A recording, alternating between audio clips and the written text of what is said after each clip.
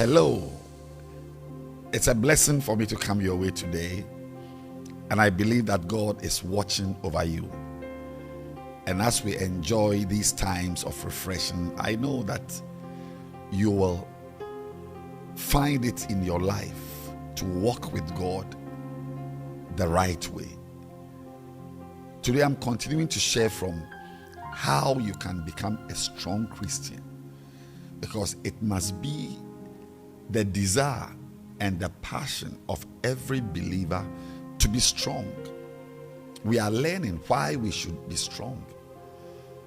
And today we are looking at another way to be strong, and that is to be steadfast. We've said that steadfastness is the ability of a person to remain on course. It's a word that was originally used in the Navy to determine a vessel or a ship's ability to remain on course as it sailed the vast seas, or if it veered off, its ability to come back to its original path. That is steadfastness. And you and I need to develop that ability to stay on course in this vast, sinful, and evil world, with many things drawing us away from the original path God has made for us. I pray that you and I will find ourselves at the end of the journey, at the right spot where God intended us to be, because you can easily not end up where God wanted you to end. And steadfastness is that ability. We've learned how to be steadfast, and we are continuing to look at more ways to be steadfast. And one of the ways we are learning today is to be steadfast by not lasting after the things in this world. There is such a thing as lasting after the things in this world, having a strong craving for worldly things. They may not even be sins, but a certain strength in you to have that car, that amount of money, that level of wealth, that house. It can take you off. Having strong desires, whether it's for money, financial lust, sexual lust, and other lust, once it possesses you, it has the power to take you off your intended path. In Mark chapter 4, verse 19, we read that, and the lust of other things entering in choke the word, and it becometh unfruitful. The lust of other things.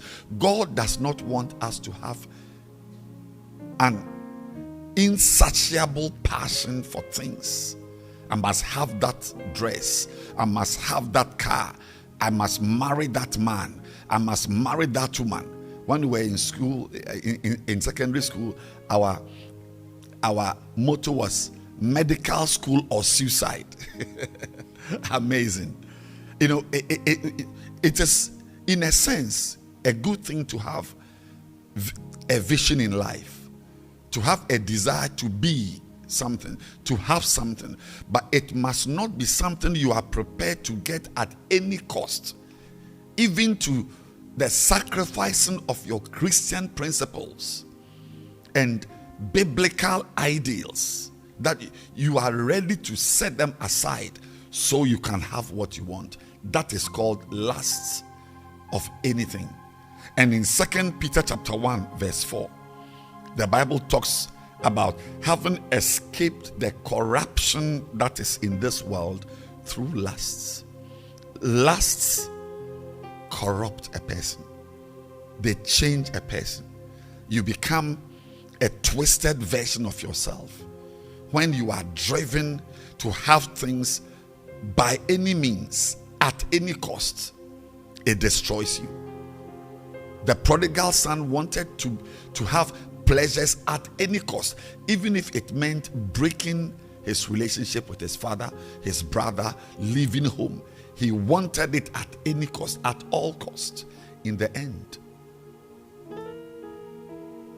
he lost everything. That should not be your story. The last of the things of this world can take you off your original path. May God grant us the ability to be happy and contented with such as we have. And God in his right time will let his will come to pass in our lives. Let's watch out for lusts of other things, of worldly things. They can destroy our lives. We will stay on course. We will fight to the end and we'll arrive at our destination. And the name of that destination is heaven. God bless you. I intend to come your way again. Till then, may times of refreshing be yours to enjoy. God bless you.